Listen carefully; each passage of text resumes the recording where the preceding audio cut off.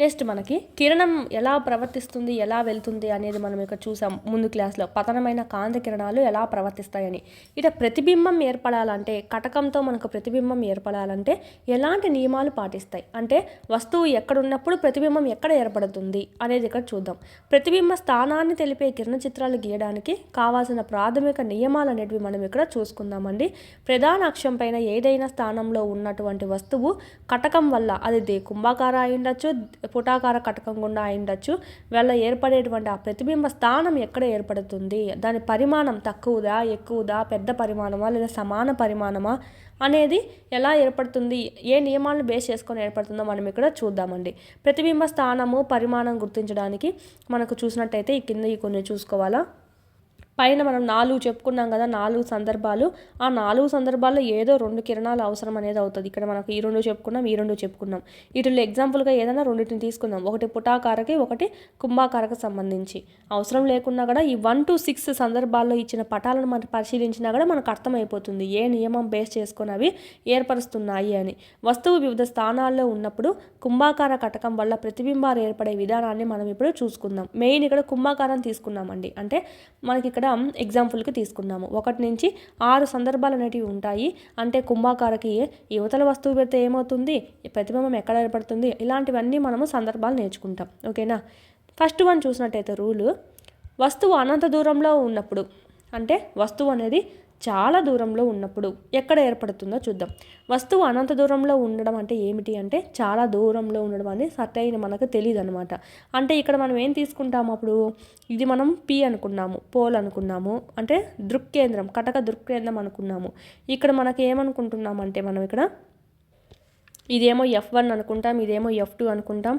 మళ్ళీ ఇక్కడ నుంచి ఇక్కడ 2 రేట్లు కాబట్టి 2F1, ఇదైతే 2F2 మినిమం ఇది తీసుకుంటాం. ఎక్కడో అంటే మనకి 2F1 కన్నా చాలా దూరంగా ఏర్పడింది వస్తువు అనేది ఉంది.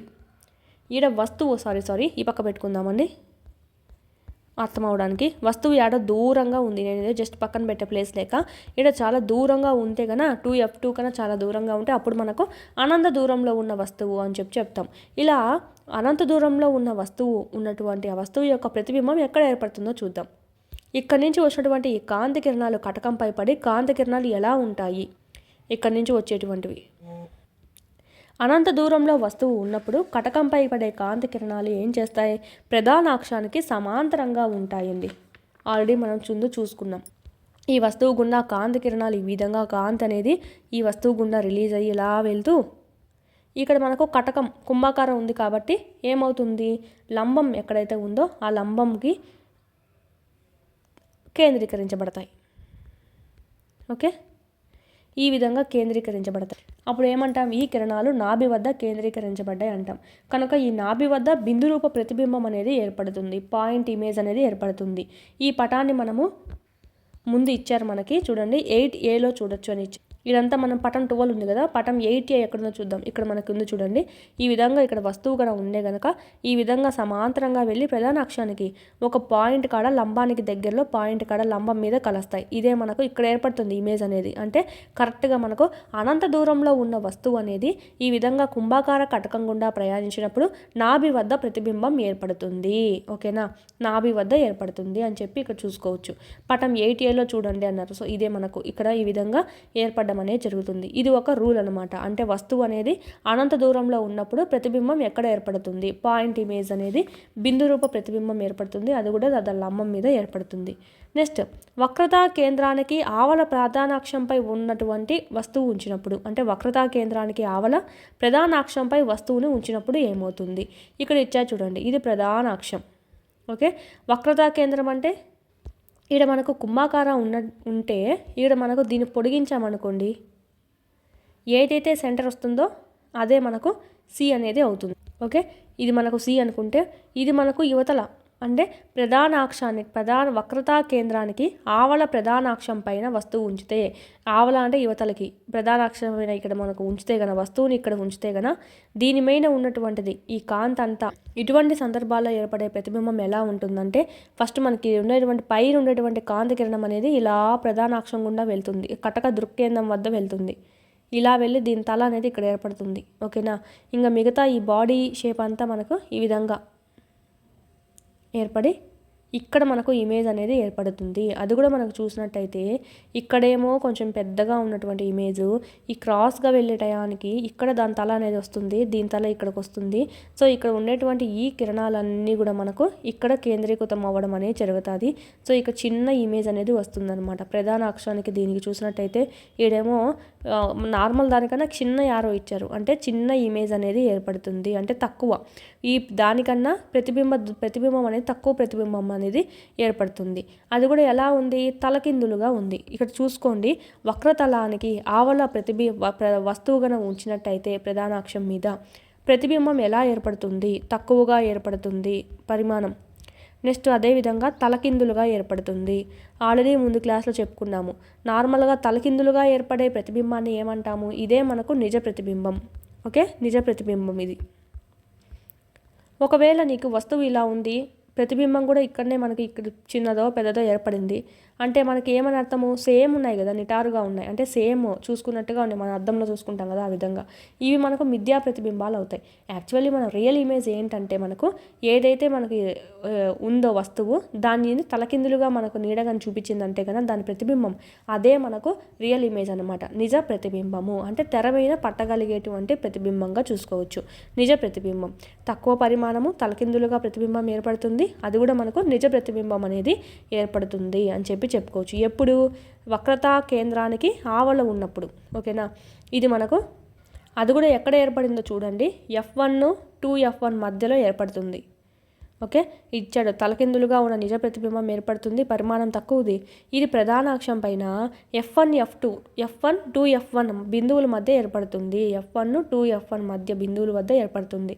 మీకు డయాగ్రామ్ కావాలంటే కదా గుడ్డు గుర్తుకి ఏం చేసుకుంటారంటే 2F2 F2 F1 2F1 వేసుకోండి.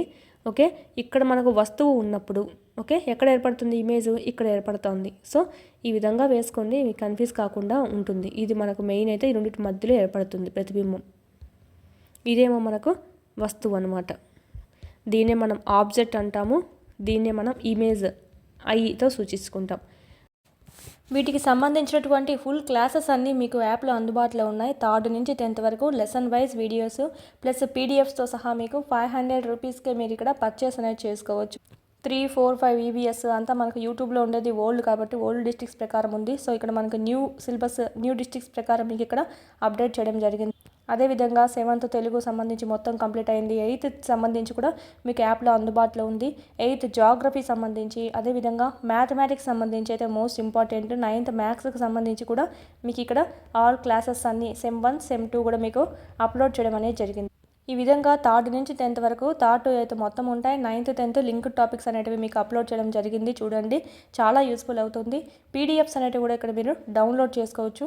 కంటెంట్ పీడిఎఫ్స్ మీరు మళ్ళీ టెక్స్ట్ బుక్ చదవాల్సిన అవసరం లేకుండా ఇక్కడే మీకు పీడిఎఫ్స్ కూడా డౌన్లోడ్ చేసుకుంటే మళ్ళీ టెక్స్ట్ బుక్ చదవాల్సిన అవసరం లేకుండా ఆడే మీకు క్విక్ రివిజన్ అనేది అయిపోతుంది. ఈ మీరు జిరాక్స్ కూడా చేసుకోవచ్చు. మీరు ఇక్కడ వీడియోస్ అనేటివి డైలీ వింటూ ఉండండి. క్లాస్ వైజ్ లెసన్ వైజ్ ఉన్నాయి. అదేవిధంగా class wise lesson wise exams కూడా ఉన్నాయన్నమాట. ఆల్ సబ్జెక్ట్స్ సంబంధించి ఇక్కడ కూడా మీకు క్లాస్ వైజ్ లెసన్ వైజ్ ఉంటాయి. సో వీడియోస్ వినడము వీడికొచ్చి ఎగ్జామ్స్ రాసుకోవడం కానీ చేసినట్టయితే ఈజీగా మీరు స్కోర్ అనేది 120 పైన అనేది చెయ్యొచ్చు. 3rd to 8th సంబంధించి లెసన్ వైజ్ ఉంటాయి. 9th 10th ఓకే సైకాలజీ, విద్యా దృక్పథాలు, మెథడాలజీ, జీకే, కరెంట్ అఫైర్స్ ఈ విధంగా ఆల్ సబ్జెక్ట్స్ అనేటివి లెసన్ వైజ్ టెస్టులు కూడా మీకు అందుబాటులో ఉన్నాయి 499 కోర్స్లో. నెక్స్ట్ సైకాలజీకి సంబంధించి అకాడమీ టెక్స్ట్ బుక్ సంబంధించి ఒక వీడియోస్ ప్లస్ పీడిఎఫ్స్ టెస్ట్లు మరియు బిట్స్ యొక్క ఎక్స్ప్లెనేషను అంతా మీకు ఇక్కడ వీడియోస్ రూపంలో మీకు అంతా ఇక్కడ అవైలబిలిటీలో ఉంది. పీడిఎఫ్ కూడా మీరు డౌన్లోడ్ చేసుకొని జిరాక్స్ చేసుకోవచ్చు. బుక్ దొరకపోయినా పర్లేదు, ఈ పీడిఎఫ్ అనేది మీకు డౌన్లోడ్ చేసుకొని జిరాక్స్ చేయించుకుని అది చదువుకున్నా కూడా మీకు సరిపోతుందండి. Same book. దీని నుంచే మనకు టెట్లో సంబంధించి అయితే 25+ బిట్స్ అనేటివి వచ్చాయన్నమాట అవుట్ ఆఫ్ 30 ఎవ్రీ సెషన్లో. సో సైకాలజీ సంబంధించి మాత్రం ఈ బుక్ను మాత్రం మిస్ చేయొద్దండి. కేవలం 99 రూపీస్కే ఉంది. ఎస్ఎస్ ప్రొడక్షన్స్ కాంపిటేటివ్ హబ్ అని ప్లేస్టోర్ నుంచి డౌన్లోడ్ చేసుకోండి యాప్ అనేది. ఆ యాప్లో మీకు ఇక్కడ ఈ 3 కోర్సెస్ అనేటివి మీకు కనిపిస్తాయి. సో పర్చేజ్ చేసుకోండి, చాలా యూస్ఫుల్ అవుతుంది. డిఎస్సికి ప్రిపేర్ అయ్యే వాళ్ళ దగ్గర కంపల్సరీ ఉండాల్సిన కోర్స్ ఏదైనా ఉందంటే ఈ టెక్స్ట్ బుక్ సంబంధించి వీడియోస్ ప్లస్ టెస్ట్ సిరీస్ సంబంధించి. ఓకే, ఇదైతే మీకు మొత్తం టెస్ట్ సిరీస్ అనమాట. ఇదైతే మొత్తం మీకు వీడియో క్లాసెస్ అనేటివి కంటెంట్ సంబంధించి ఉంటాయి. ప్లస్ పీడిఎఫ్స్ అనేటివి ఉంటే డౌన్లోడ్ చేసుకొని జిరాక్స్ కూడా చేసుకోవచ్చు.